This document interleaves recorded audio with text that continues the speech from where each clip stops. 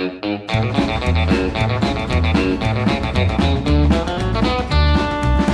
since I was a child, I've loved automobiles. My father drove a V8 Dodge with big old shiny wheels. To him it was just transport with little to endear, but that old car would set the course for me throughout the year.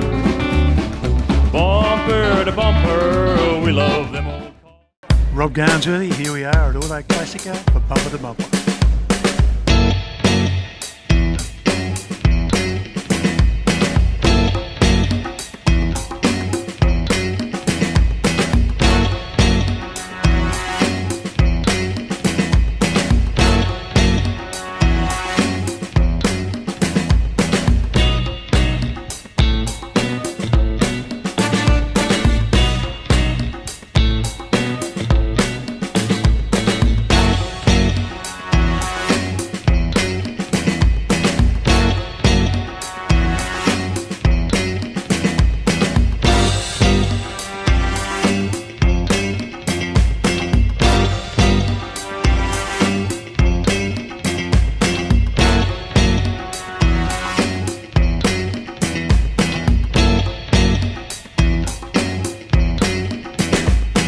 Adrian, g'day and welcome to Bumper to Bumper. How you going? Thank you very much. Nice to meet you. Yeah, we're here at Auto Classico, Canterbury, Victoria. Yep. You've got your 1936 Bugatti. Yep. Mate, turned out a beautiful looking car. Thank you very much. Mate, what's the style about the Bugatti? They're very classic, aren't they? Yeah, so this style particularly was one that was special because it was designed by Bugatti's son. Because Bugattis were always a racing car. Yep. They always had those fishtails. So his son basically around about 1935, 36 wanted to build a roadster. Yep. And so the father gave him full access to the shop and built these roadsters, the 1935, 36 Type 55 Roadster. There was, I think they reckon there was about 30 of them all being made in the world.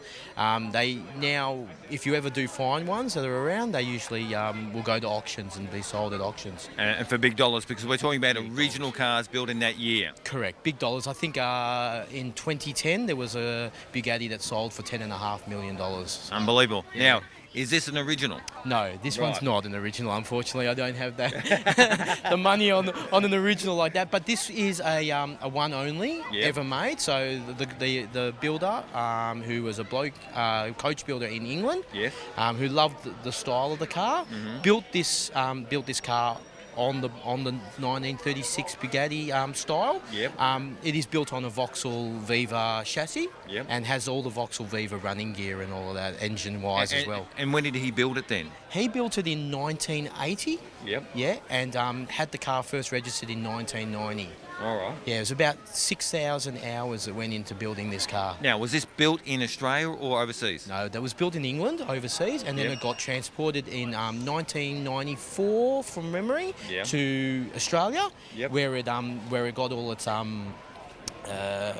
registration compliance done, all that over in Queensland. Yep. And he sold it to a gentleman in Queensland who is the second owner, and so I'm the third owner. All right. So you must get the car out and enjoy it, because I can see it in your eyes. You really love the car. It's got a beautiful paint job on it. The interior looks bloody beautiful. Well, funny you mentioned the paint job because I just had that done. Oh, so okay. the paint job was just finished. I got it back on Wednesday this Yep. week. Oh. So it's only a few days ago, and it was a real rush job to get the engine back in again. Yeah, okay. We spent about 15 to 16 hours at the mechanics the other night, getting the engine back in, having them all running well and ready to go for this show, because we really wanted to bring it out to the Auto Classico. It was really Now, why do you want to do that? Because it is a really good event, isn't it? Yeah.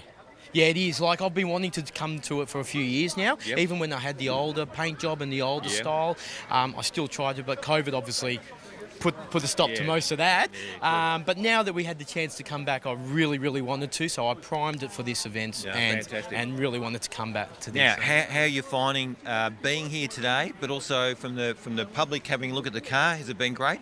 Yeah, look, it's been good. Look, I've just had some breakfast, so I wasn't around the car for a while, but a friend of mine was down here and he said there was just a lot of interest from people. Yeah. And rightfully so, because everywhere I go, people look at it because it's something that they haven't seen before. true. It's really, and there is nothing else out there like it. So it sort of attracts a bit of attention like that. And also, obviously, being the one of one, you cannot find another one. You can't even make another one. So, yeah. No, that's great. Well, Adrian, I want to say thank you very much for being Pleasure. on Bumper to Bumper. It is a beautiful, refined car, so well done. The paintwork looks immaculate. It will come up well on the show, so well done to you, mate. No, thank you very much, and great for having me, and have a great day, everyone. Okay, cheers. Thank you.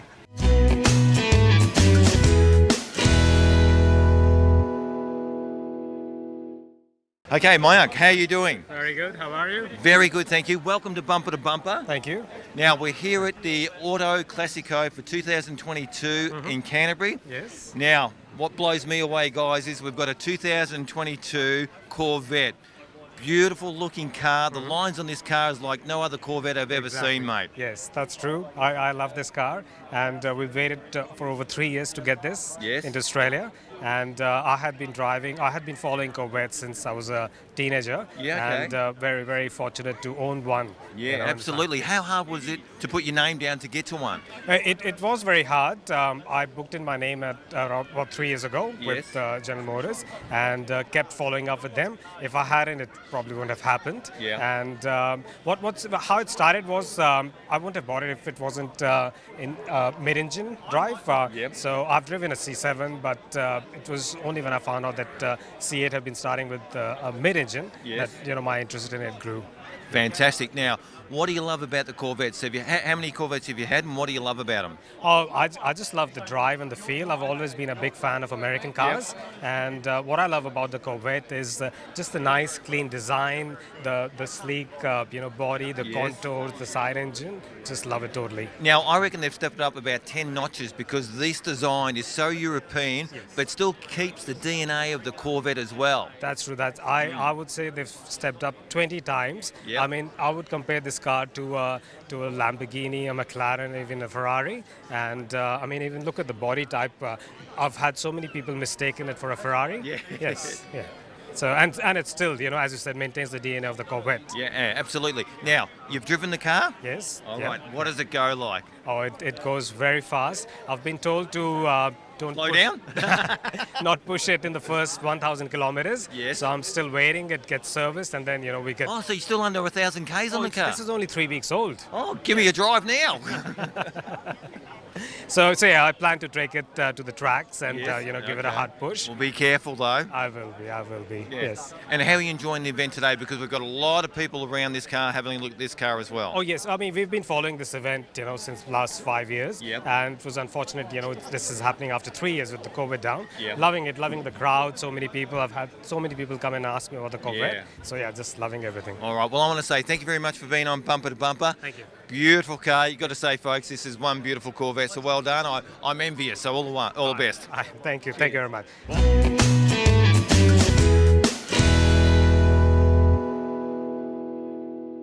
Dominic, g'day and welcome to Bumper to Bumper. How you going?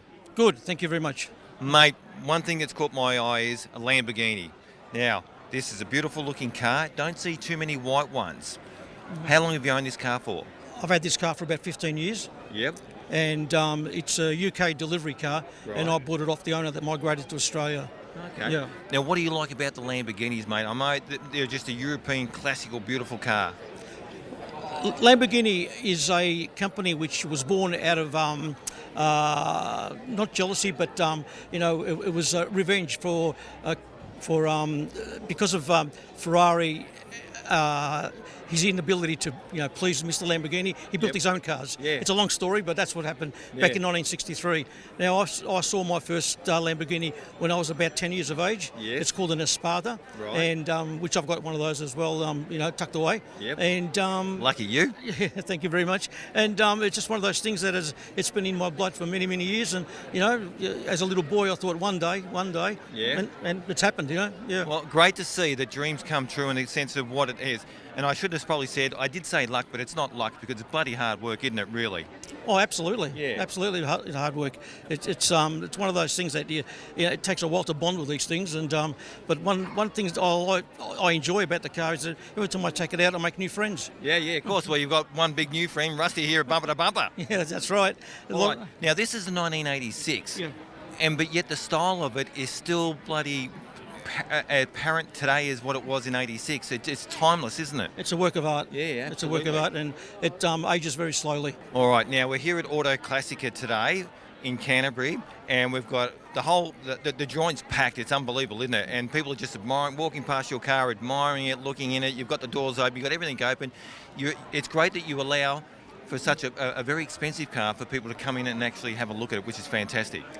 Look, I used to be a little boy once and do the same thing, and now that I'm able to share it with other people, I don't mind people coming over and looking at it. Even if they got little children that want to sit in there, I allow them to do that because I once used to do it too. Well, I'm like a little child, and I think I might sit in there, Dominic, if I'm allowed to. Good on you. I enjoy you sitting in there and watching you. Enjoy the car as well. Yeah, give me a lot of appreciation. All right, I want to say thank you very much for being on Bumper to Bumper. Really appreciate it. And, for you to be so freely about your car is really remarkable, and it's a testament to yourself as well as being a car person that's passionate. Well done. Thank you. Thank you for the opportunity. Thank you.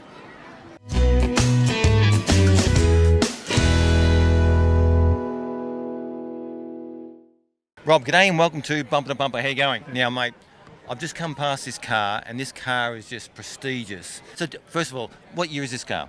1949, technically. It's registered 1949. Right, but it's got a different body on it. Why is that? Because it's got a 1929 body on it, effectively. If it was a genuine 1949 car, you could buy a decent sort of house in Melbourne for it. Yeah. So these are actually, the bodies are made by an outfit called Racing Green Engineering in Wales, in the UK. Yeah. A couple of mates of mine had one. We drove it across Australia. Yeah. We drove it from Melbourne to Broome, up the Unadilla track and the Tanamide track. You're kidding me. No, exactly the same car. Right. And we then drove it from Broome to Cairns, across the Gibb River Road. What an adventure. Yeah, it broke down at the Daily Waters pub, which is a good place to break down. And that purposely, I think. But then we got it going again. So it was fun. So it made the whole trip. So they're amazing. incredibly rugged. Yeah. And so they start with a 1949 or 1950 chassis. Yes. The bodies get made in Wales, and this one came back to Australia and was assembled back here with a Rolls-Royce straight 8 engine in it. Okay. So it's a hot rod, if you like. A hot rod. Wow. I wouldn't have thought we would have been in a hot rod, but anyway, I thought we were in something more prestigious, but it is a beautiful looking car. So how long have you owned it for? I got it just before Dan shut Victoria down. Yep, just before COVID, right? Just before COVID had arrived. It's only been to one show, serious show, which was the RACV show up at Yarra Glen. Yep. Where it was car of the show. So, but anyway, it's a cool thing. It's great fun to drive. It's a continuation of the Bentley theme. Yeah. And there are lots of Bentleys that have been rebodied over the years. Hundreds of them. Now, it might be a rugged car, but what's it like to drive? Because it is a big car. It's heavy. Yeah. It's heavy. The brakes are a bit ordinary. They're hydraulic brakes at the front. Yeah. They're mechanical brakes at the back. It steers like a truck. Yep. Doesn't like tram lines. It sort of because narrow wheels. Yeah, and they don't track very well. Yeah. But apart from that, it's fine. What about suspension then? Suspension's fine. Okay. It feels okay. It's a bitch to park. Yeah, of course. How long is it? How long is it? It's over 5 minutes, about 5.5 metres long. Yeah, but you wouldn't be taking this down to the supermarket and get milk and bread, would you? But when you do, everybody's watching you, and you feel like a total gig if you stuff it up. Yeah, so, no, I understand so that. that's basically the problem. Yeah. Now, obviously, you've been in Bentleys before, but what really gets you to this? Is it the opulence or what? No, it's just a cool thing. Yeah. Yeah, it's a really cool thing. With it's great fun to drive. Puts a lot of smiles on people's faces. People love it. I love driving it around. And, so. All right, now we're here at Auto Classico for 2022. Probably one of the first car shows that you've taken out now. First of all, how are you finding it? And we've got a crowd around us. It just draws a crowd, doesn't it? It's a fantastic. The first time I've been to the event, to be honest. Although I used to live very close to the area, so No, it's amazing the number. Well, I guess it's the first time for 3 years. Yeah. So everybody's out and about. And what are some of the future plans for it? Obviously, just maintain it, but just get it out to more car shows? This will drive. No, we'll take this out. I believe in, you show the cars when they look pristine. After that, you go and drive them. Yeah. And you can always restore them again. All right. So you go around Australia or somewhere you're rare? I don't think I'm toying with it. There's an event from Perth to Sydney later in the year, but I think that's a step too far for me, to be honest. Yeah, fair enough. All right, mate. Well, I want to say thank you very much for being on Bumper to Bumper. It is a very, very nice car. Love it. Glad you got me to sit in the seat, so I'm really happy about it. Yeah, it is. It's cool.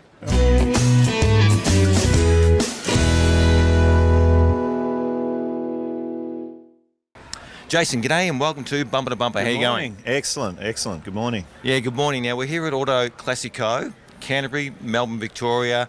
Beautiful winter's morning. Absolutely. The sun's shining, but more importantly, sitting right behind me is this lovely GT40. Mate, very lovely car. Thank you very much. A lot of fun. Now, what year is it?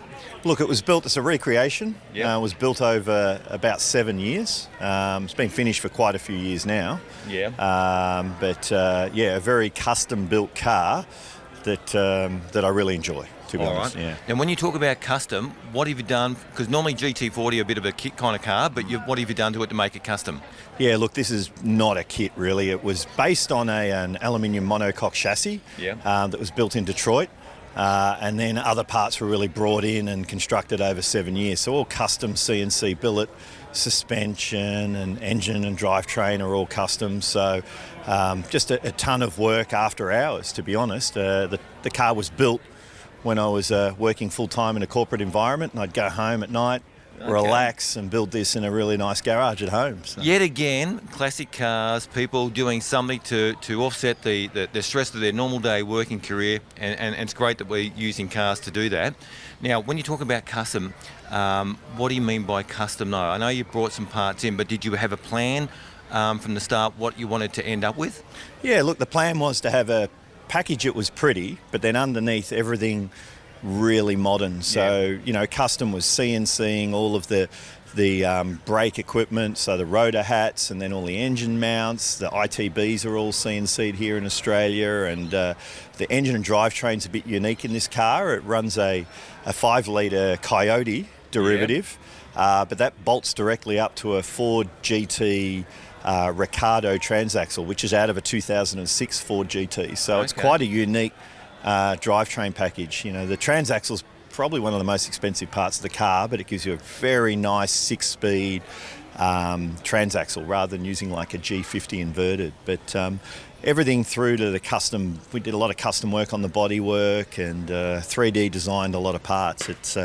It was really a lot of fun. All right, great to hear. Now, obviously, working professionally, did you do some of this work yourself? Yeah, all of it. So I'm a mechanical engineer by degree. Here we go. I thought you were going to say you're a bloody astrophysicist or something. No, just overcomplicating simple things. But no, I'm a mechanical engineer. I worked in the auto industry for a long time. All right. And so basically I'd go home at night and then be able to design without committee. It was really relaxing, and to be honest, it was a 7-year process. It was finished when my daughter was 7, which is why it's number 7. And then really I decided to do this as a career. So now I have the best job in the world. I build cars all day long. Oh, you're kidding? No, not at all. Give yourself a plug. Oh, look, Renner Auto's the company. We build the Speedsters over there, the recreation Speedsters. But it's been the best thing, 5 minutes from home, lovely workshop with some really terrific staff. Yeah. And we get to build people's dreams. And it's seriously, I cannot wait to get to work on Monday. Fantastic. Great to hear. What a passion. Obviously you're very passionate about what you do. Now, obviously, why did you select the GT40? Are you talking about the pedigree history of the car? Yeah, well, I thought I'd pick the smallest car for a 6-foot-tall guy, 6'2". It's really that's smart. You're a mechanical engineer. Correct. Come on, mate. That's right. The packaging was a challenge, but no, it was just a very pretty car. Yeah. And I wanted a pretty silhouette to really engineer a lot of custom equipment into. And when I built this car, I had no intentions of doing this as a job. It was really a relaxation thing. Yeah. I chose it because it's really, people love seeing it. And you drive along the road, kids smile, people ask what it is. And that's what it's all about. It's really creating these cars that people enjoy on the road, because you don't see them anymore. And there's only a limited time that we can do this for, really, I think. True. So really, that's why it was done. Yeah. All right, great to hear. Now, what are you finding of Auto Classico here in Canterbury? It's a lovely event because it's, on the street, great cafes, just having breakfast at the moment, and the people are all relaxed. It's another one of those nice events that you just roll into, not too large, and around the shops, and it doesn't get any better than this. No, true, it certainly doesn't. It's very, very, very good. Jason, I want to say thank you very much for being on Bumper to Bumper. Love your GT40, beautiful race colours as well, looking awesome, sun shining, and what a great day. Thanks very much. Have a good day. Cheers.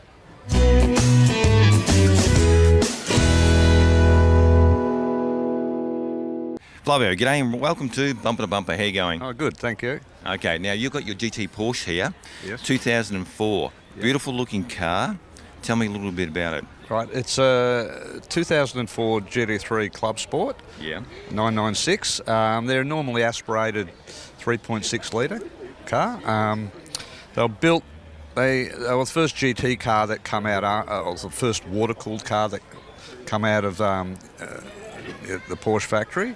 So a bit of history on this. This is the Club Sport, which is it's got the cage and the big sort of fire extinguisher, big like a bomb. It's quite big. Yeah. Really takes up the whole front seat well.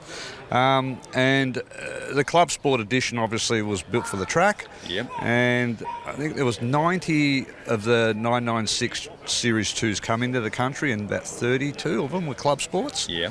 And this is the hero colour, the yellow, speed yellow. Speed yellow, you got to love speed yellow. Speed yellow, yeah. Yep. So it was the sort of wild colour back then, and now I think a lot of them are real wild colours. Yeah. This is the wild colour. And it's probably about 2 or 3 of these Club Sports in Australia. I've seen 2 more in Melbourne, so I know there's 3 in Melbourne. Not sure how many more there are of the Club Sport version. Right. Yeah. And how'd you get your hands on this car? If they're so rare. Yeah, well, look, a friend of mine had a few of them. He used to buy and trade them a bit back sort of 5-6 years ago. He had 2 at the time. He had one I took for a drive, and I just thought, I have to have a GT3. After driving it, I thought, this is crazy. So he then said the yellow one was for sale as well. So paid a little bit extra and really loved it. And what kind of power are we talking about in these kind of Porsches? Because a lot of people who might not know.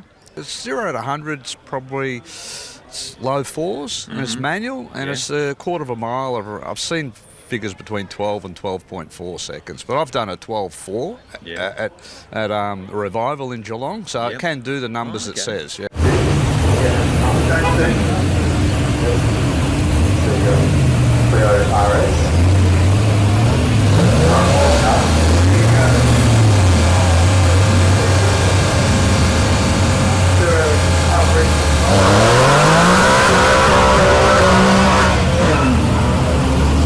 All right, Flavio, I want to say thank you very much for being on Bumper to Bumper. Love your Porsche in particular. Always love the colour yellow because that's the colour of my panel van, but also the corporate colours for Bumper to Bumper. So thank you very much for being on Bumper to Bumper.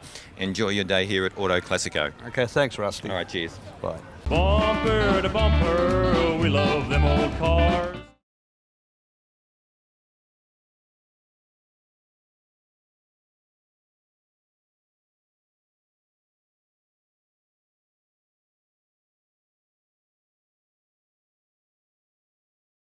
Bumper to bumper, we love them old cars.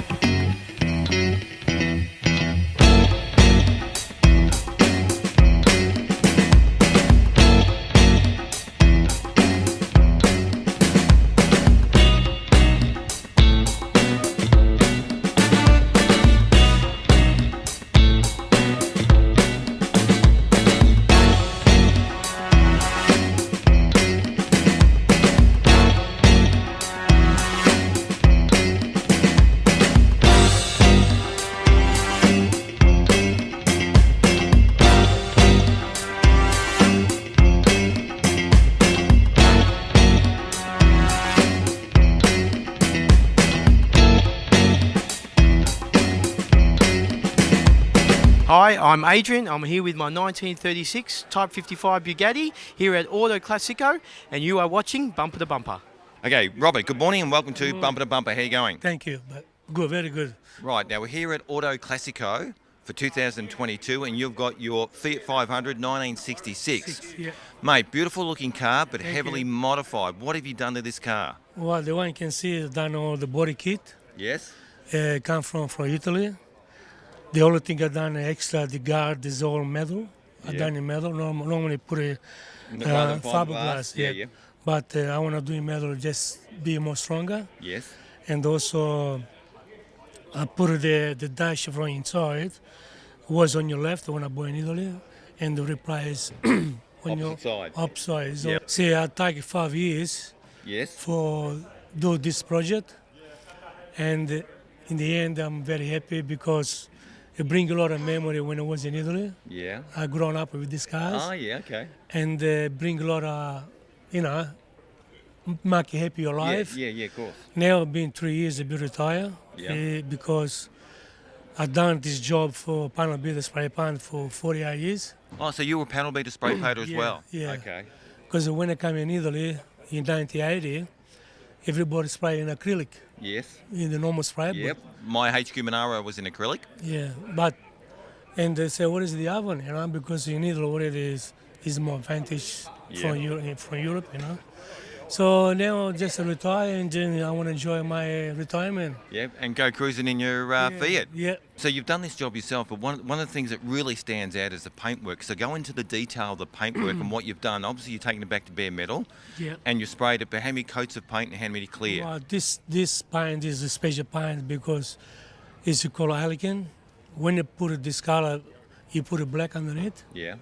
and when you put this color here, it's like when you mix it, it's like a egg color Right. in gold. Yeah.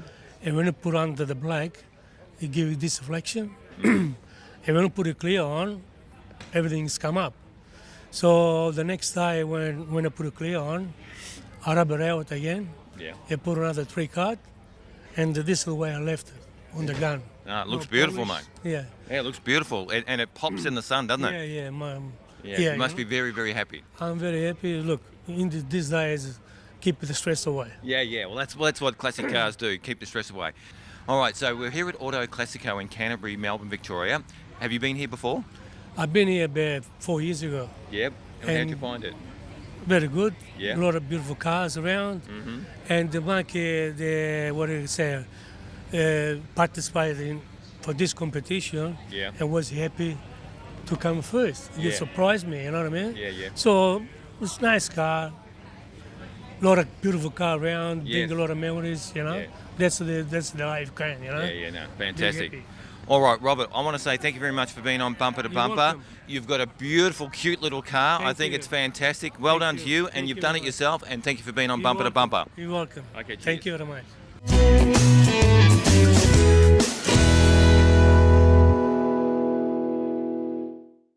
All right, Matt, g'day and welcome to Bumper to Bumper. How you going? Good, thanks. That's good. Now, we're here at Auto Classico for 2022, having a wonderful day here. I've just spotted you. I thought, they always say dogs look like their owners, and pretty much, to be honest, I don't want to be rude, but used to. What's the dog's name? Mace. Mace. You and Mace. Matt and Mace. Mace. Now, what are we in? A VW what? This is a 1978 Westphalia Champagne Edition combi van. Champagne Edition. Yes. Wow. What does that really mean? I haven't heard of that. So Champagne Edition, it was built to celebrate a milestone of the Golf. Yeah. So there was Champagne Beetles, Golfs, combis. They only sold these in America. Yeah. As you can tell, it's left-hand drive. So the Champagne come in a special brown colour. The steering wheel, the padded dash, all that is a special brown as well. You only Okay. found them in the Champagne Edition. So how many of these V-dubs are left around in Australia anyway? Of Champagne Edition? Yeah. Well, this is the only one I know of. Well, you're kidding. So very rare. Yes. Yeah. Okay, there's and probably, worldwide? probably less than 1,000 made, and they're only sold in North America. Yeah, okay. Now, are these getting expensive like the 23, 24 window vans or not? Yes, this is, well, yeah, not quite that expensive, but this is up there for a bay window. This is It's amazing, isn't it? V-dubs, worldwide, they're just pulling big big money. Yes, definitely are. All right. Now, Every year goes by. yeah. Now, how are you enjoying the show? Yeah, great. I said there's a good variety of cars here, some very nice cars. Yep. Some that I'd like to have in my garage, but I can't afford them. Yeah. Yeah, same here. I'd like to have a few in there. Mate, I want to say thank you very much for being on Bumper to Bumper and taking the time out. It's been great. Enjoy the day. Thank you. Cheers.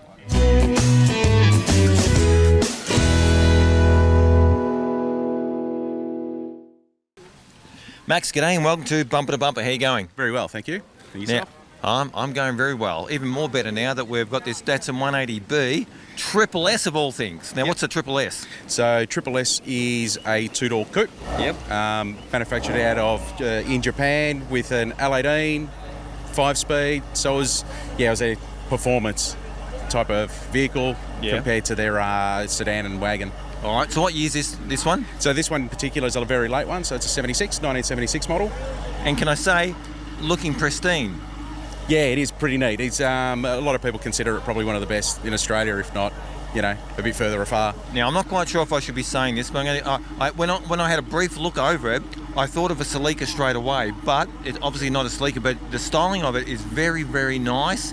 Two-door coupe, absolutely looking great. Yeah, look, I suppose in that era you've got like the Celicas, Corollas, which were coupes, the Mazdas, which had the coupes, like I guess your 808. They're all very sort of rounded and nice and really nicely shaped and bits and pieces. Well, funny enough, if I think back of Datsuns, I think of the Z model, which was a coupe, not so much a 180B or anything like that, to be honest. But I'm not au fait with Datsuns, to be honest. Yeah, I guess they're pretty few and far between in the coupe. You do see a fair few sedans around. The sedan was the most popular. Yeah. I actually don't know how many coupes came into Australia because the sedans and the wagons were built in Australia as like a knockdown, whereas a coupe were fully imported. So, Yeah. How long have you owned the car for? I've only had it for about 2.5 years. Okay. And why'd you get in the first place? Right, so my first car was a Datsun 1600. Here we my go. second car was a Datsun 1600 and a 1200 and a Stanza and bits and pieces. Yeah. I actually went hunting for a 1600 and just could not find anything clean enough that I wanted to buy. Yeah. So my wife found this and said, you might want to have a look at this, and flew over to Adelaide, had a look, and bought it on the spot. Oh, I can see why, because this is an older restoration. You said it's probably about 18 years old, but the paint work on this is still looking real popping. Yeah, he's done. Shane, who actually restored the car, has done an amazing job on it. It's a nut and bolt resto. He spent a lot of time on it. It went down to a bare shell. So you can tell, like, with a restoration that's sort of like 14, 15 odd years old, it's still hanging in really well. You can tell it started with a really good shell, and actually all the work that's gone in it is really good. I'm actually the third owner of the car, so fantastic. Hasn't gone through too many hands at all. All right. Now, we're here at Auto Classico for 2022 in Canterbury, Melbourne. Yep. How are you finding the show? Actually, really good. We were a bit sus on the weather, what was going to happen. But I reckon I commented before that I reckon this is the most amount of cars that I've seen here. And it's jam-packed, mate. Yeah, it is. And we had breakfast here, and it's just getting busier and busier. So, yeah, there's some nice rigs in there. Yeah, some beautiful cars. The good thing about this show too is a lot of variety as well. Yeah, absolutely. You can come in and you generally find something for everyone. You've got a rod right up to a Ferrari and a GT40 and an old Datsun. That's it, and I think I've done an interview for each one of those. Yeah, very good. All right, mate, I want to say thank you very much for being on Bumper to Bumper. It is a beautiful looking car, well maintained, well looked after. You can see that, and it shows in the car itself. So all the best to you, mate. Thank you very much. All right, cheers. Thanks.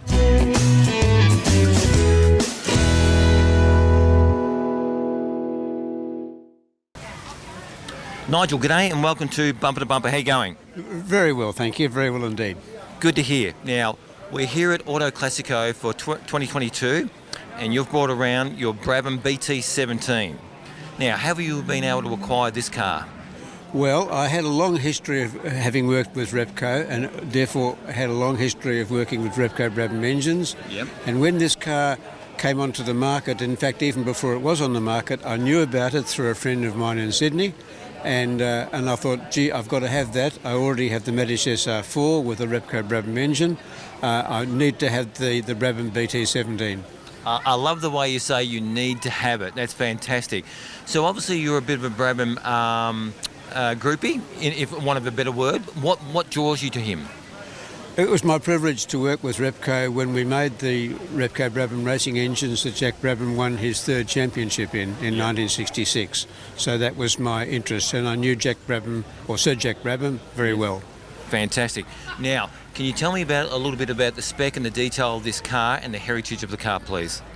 Okay, it is the BT17. It's a Group 7 sports car built for racing in an era when those cars could, if they won in America in particular, you would win a huge amount of money compared to even winning a Formula One championship race elsewhere in the world. Yeah. So I think what was drawing Jack Brabham to making a sports car was that possibility. Plus he was also involved with New Zealander Denny Holm, and he was a very, very good sports car racer, and of course he won the World Championship in 1967. It was built with a Repco Brabham 4.4 litre 620 series engine, which is the same as in the photograph that's on my display board, and it raced only at Alton Park in England in April 1966. It happened to be the same year that Jack Brabham was on his way towards winning his third championship in the Repco Brabham BT19. And by the way, he also won the Formula 2 championship in the Brabham Honda that year. So things got a bit busy in 1966. Yep. The car was designed by Ron Tiranek, who was the partner of Jack Brabham in his business. He was a designer.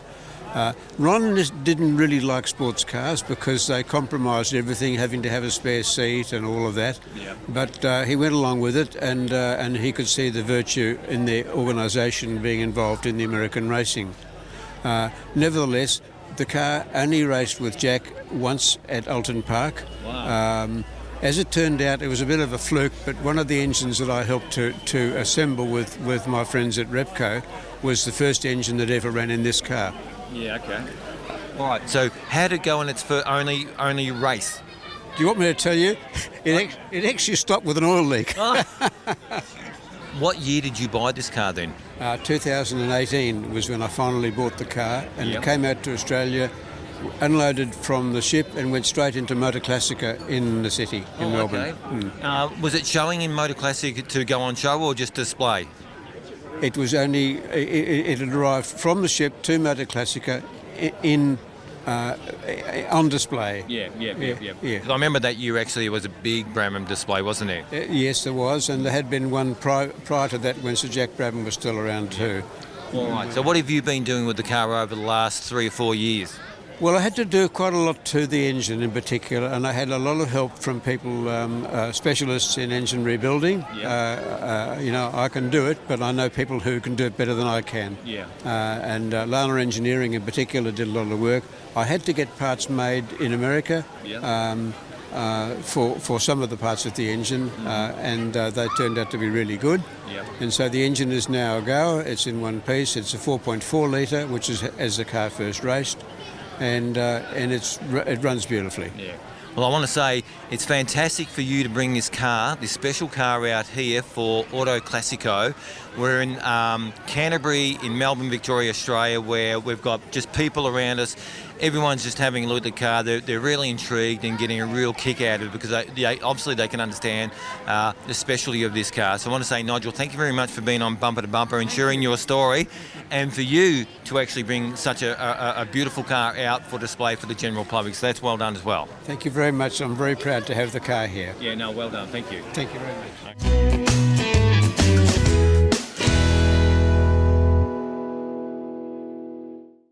Okay, Pete, g'day and welcome to Bumper to Bumper. How you going? Yeah, well, mate. How are you? Yep, very good. That's good. Now, we're towards the end of your Auto Classico show for 2021 here at Mainling Road, Canterbury. It's been a wonderful event. How do you put something like this on? We basically put the car show on through dealing with all the enthusiasts. I do a lot of clubs, a lot of private entrants, Yes. and I've got a massive database of private car owners that I keep private, and I Yes. invite them each year to participate in the event. Pete, it must be a big effort to put this show together. How do you do it? Yeah, so all of us, it takes about 400 hours each year to put this event on, so it's a massive effort by everyone involved. Yeah. All right. Now, what do the traders get out of it? Because obviously it's a great event. They get, they must get a lot of patronage around the local area. Yeah. It's interesting, the traders are actually putting this event on to thank the community. Not all traders do really well out of it. Some of the retailers don't do as well as they normally would on a Sunday, so some give up some space for that. Yeah. But overall, the traders benefit from it, but it's really about awareness for Marling Road. Yeah, and what I can say is bringing classic cars into Marling Road, into local suburbia. Not only car enthusiasts are coming down here, but also just local people from the area who come down and look at it and look at all these wonderful cars. And I've got to say, one of the great things I love about this show is the variety of cars and high-end cars as well. Yeah, look, you're right. When we curate the cars, we actually do curate every single car.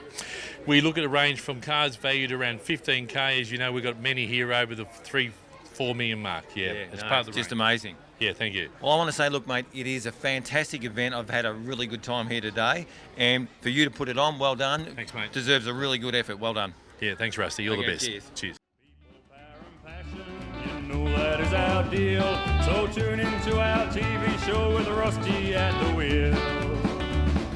Bumper to bumper, we love them old cars. Be it Ford or GM or be it a Mopar. People, power and passion, you know that is our deal. So tune into our TV show with